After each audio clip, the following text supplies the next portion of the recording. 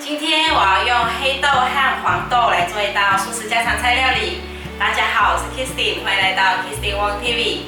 我的频道主要是要向大家分享一些素食料理家常菜的食谱。那现在我们就来用黑豆和黄豆来做一道素食料理吧。我这边准备了100克的黄豆和100克的黑豆，现在放入大碗中。用过滤水浸泡，大约泡1小时左右。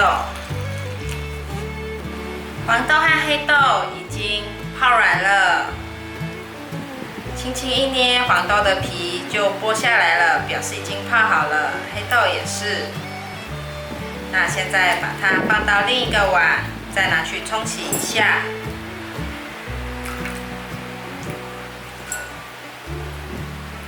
把清洗好的黄豆和黑豆放进果汁机里面搅拌，放入2汤匙的有机糙米糊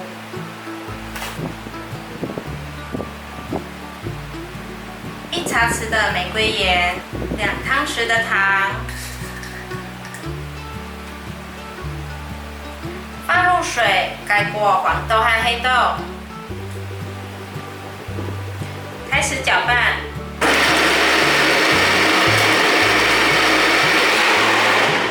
打好了，给它装入碗中。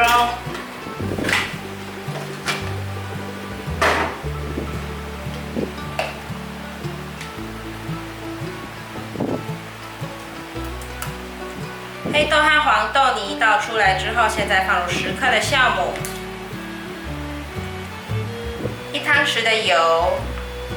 把它搅拌均匀，稍略搅拌一下。现在放入面粉，面粉就依这个泥的湿度来取决要放多少的分量。我先放1杯的面粉的量。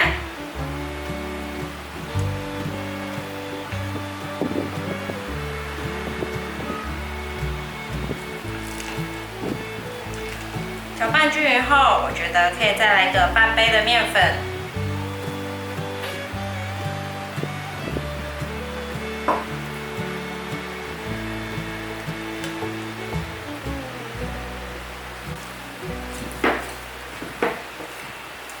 搅拌均匀后，这样子就可以了。现在找一个蛋糕的模型，把它放进去。在蛋糕膜上抹上1层薄薄的油，再撒上一些白芝麻，还有黑芝麻，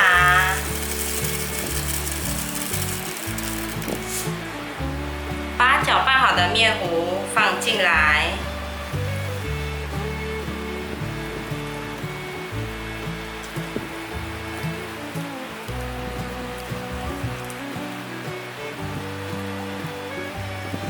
铺平，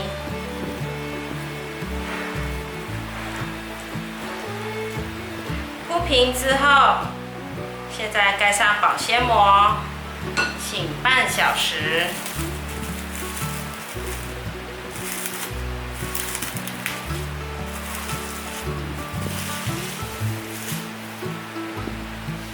哇，半小时后，你们看已经发成这么高了。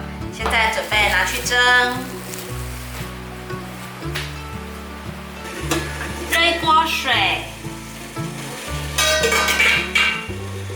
把它放进来蒸，盖上盖子，大火蒸20分钟。时间到了，关火。我们来看看，哇，香香的豆香味。把它拿出来，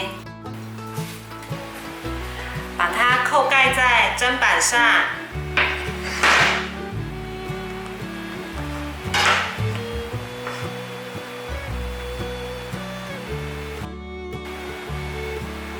再用刀子把这一片模型取下来。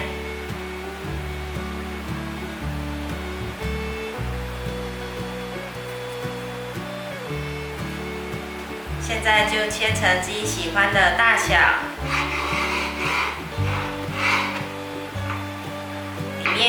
经都熟了，